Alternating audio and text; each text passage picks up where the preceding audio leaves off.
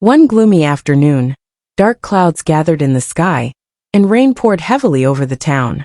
The streets glistened with raindrops, and people hurried to find shelter. Under the shade of a large oak tree, Luna stood alone, her clothes damp, her arms wrapped around herself to stay warm. She looked down at the wet ground, her face filled with sadness. Max arrived moments later, breathing heavily as he ran toward her.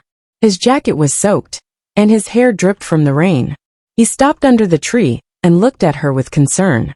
"Luna, why do you look so sad?" he asked, trying to read her expression. "Should I say something to cheer you up?" Luna lifted her eyes to meet his and sighed. "I've been standing here in the rain for 2 hours, waiting for you," she replied with a heavy voice. Max frowned. "Why did you ask me to come here?" he questioned. Luna took a deep breath before speaking. "We need to talk," she said seriously. Max nodded. "Go ahead. I'm listening. Tell me what's on your mind." Luna hesitated for a moment before asking, "Why were you late?" Max shifted uncomfortably. "I was busy," he admitted. Luna scoffed and crossed her arms. "You're always busy. You never have time for me," she said, her voice filled with disappointment. Max lowered his gaze. "To be honest, I didn't want to see you today," he confessed. Luna's heart ached at his words.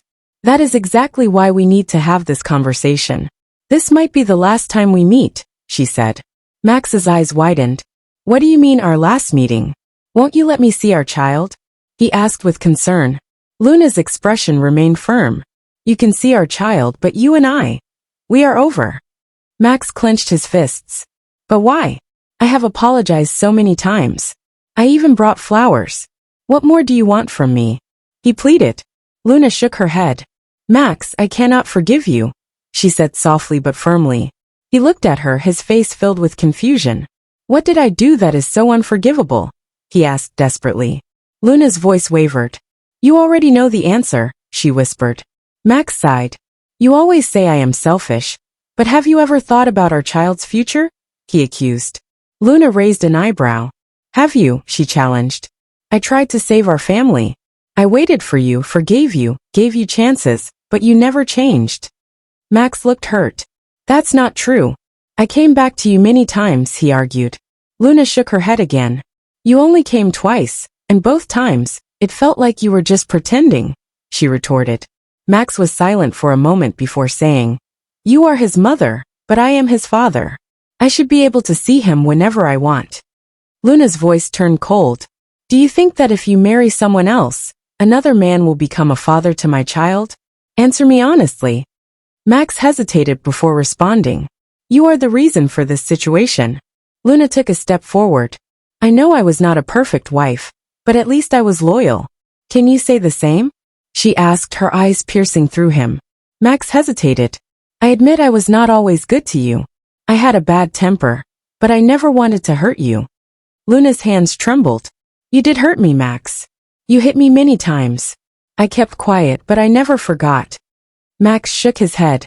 "There were reasons. I never hit you for no reason," he defended himself. Luna's voice trembled with anger.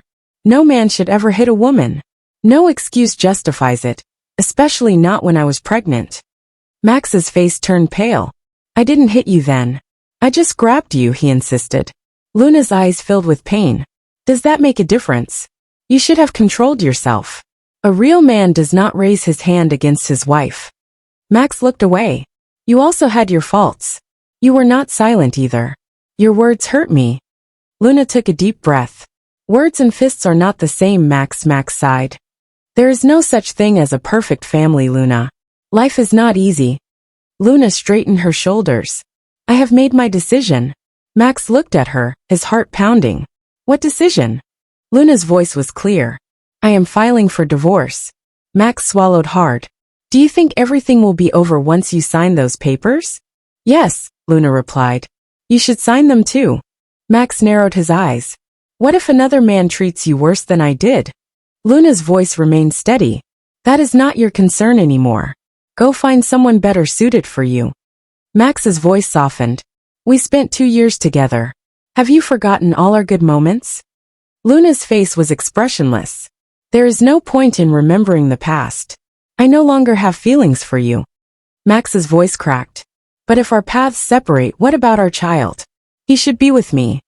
Luna shook her head. I have raised him from birth. You barely spent time with him. He stays with me. Max clenched his jaw. What will you tell him when he asks about me? Luna's eyes softened.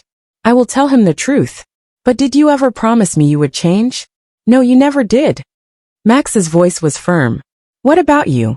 Did you promise to change? If you had, maybe things would be different. Luna's heart felt heavy. I tried, Max. I really tried. But your actions spoke louder than your words. Max lowered his head. I remember the last time I hit you. I did it because you drank alcohol in front of my friends. Luna's lips curled into a sad smile. That wasn't alcohol. It was just a cocktail. You assumed the worst. Max's fists tightened. How can I believe you? Luna sighed. Ask anyone who was there. But it doesn't matter now. Max stepped closer. Then why did you do it? Luna turned away. Because you embarrassed me first. Max looked lost. I don't remember. Luna smiled bitterly. Of course you don't. You only remember what suits you. Max exhaled deeply. So you won't forgive me? Luna's voice was final. I can't. The rain fell harder, soaking them both. Max stood there, still holding the flowers. He watched as she walked away, fading into the storm. His hands trembled, and the flowers drooped. Love alone wasn't enough to fix what was broken.